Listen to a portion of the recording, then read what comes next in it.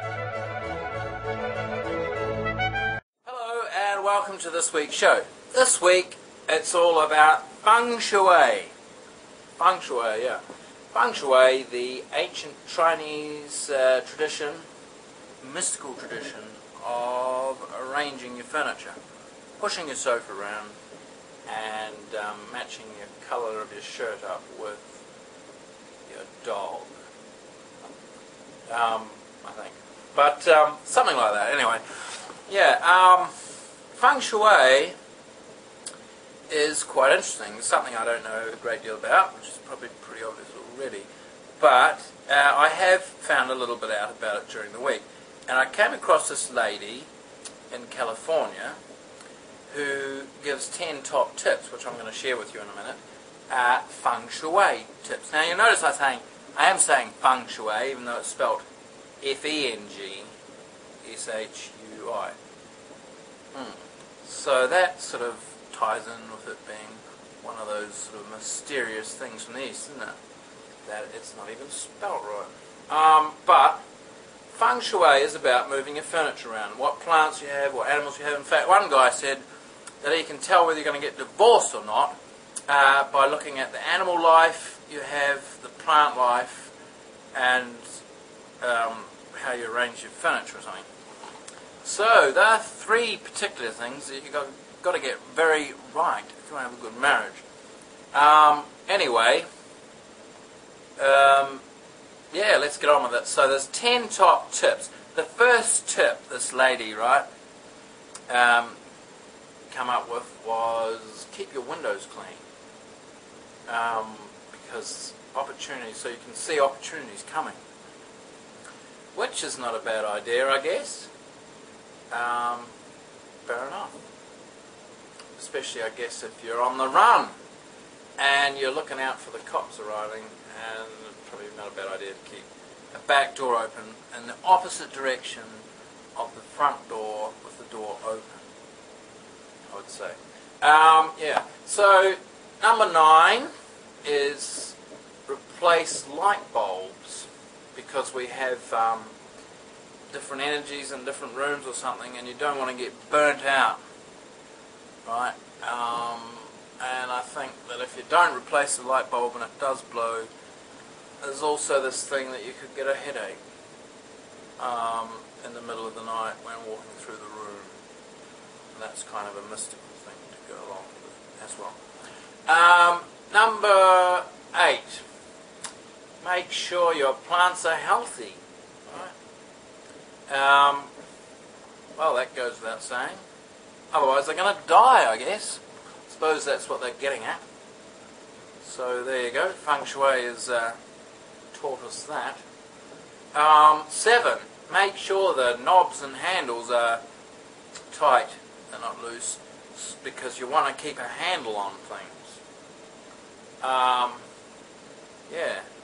And you want to keep a grip on things, I guess. And you don't want to get stuck in the toilet, I guess, and that's what could happen in the feng shui sort of way. Number 6, keep the toilet seat down, and that is particularly for, in a feng shui sort of way, for single guys.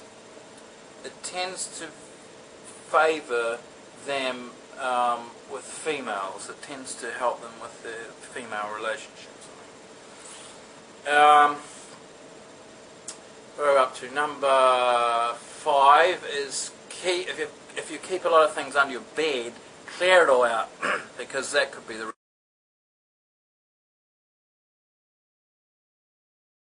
sleeping very well. Okay. If you're one of these people who sleep under your bed, I don't know what then it entails. Maybe getting rid of the bed, perhaps. I don't know.